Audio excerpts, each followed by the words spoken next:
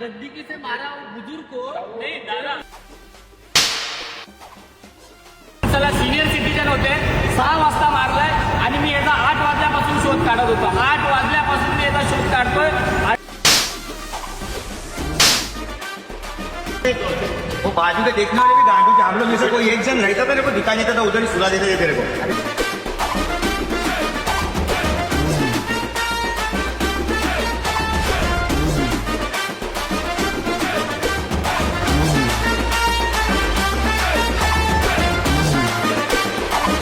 कठोर कारवाई झाली पाहिजे साहेब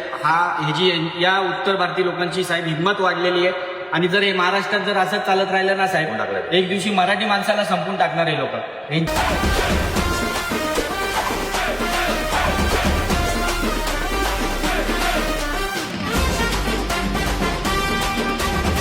व्हायरल झाली होती आमचे मित्र आहेत नितेश पाटोळे यांनी मला पाठवली